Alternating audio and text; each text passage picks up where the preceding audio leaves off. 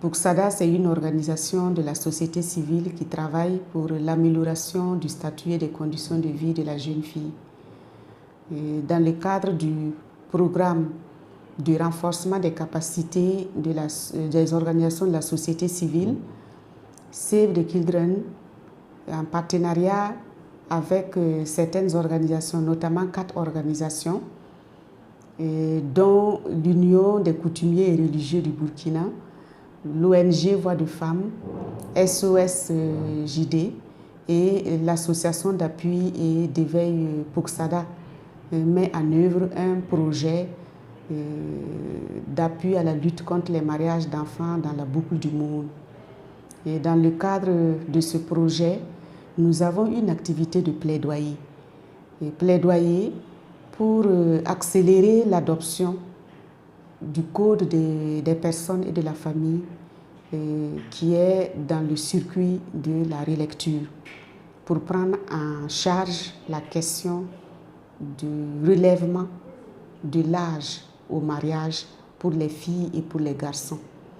Et dans ce cadre, le projet Précoce Âme a décidé de travailler étroitement en collaboration avec la CONAMEB. La CONAMEB, c'est la Coalition nationale contre les mariages d'enfants, qui fait également du plaidoyer, pour que ces deux structures aillent ensemble, en synergie, et faire vraiment un travail de pression pour faire accélérer l'adoption du code des personnes et de la famille.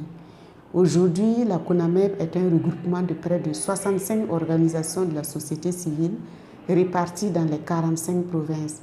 C'est vraiment une force de pression et nous espérons, à travers ce travail de plaidoyer qui a débuté aujourd'hui, arriver à ce que les autorités accélèrent l'adoption du code des personnes et de la famille qui connaît actuellement des blocages.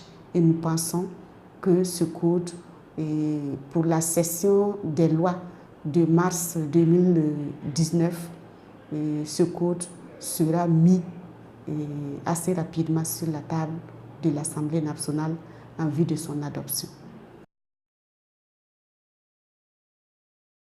Les blocages, nous travaillons vraiment à consolider les informations qui nous reviennent. Sinon que la question des unions libres, lorsque on dit par exemple toute forme d'union, la question de la naturalisation, la question également de la polygamie, ce sont des aspects qui ressortent dans l'opinion comme ça et qui justifient le retard dans l'adoption du code des personnes et de la famille.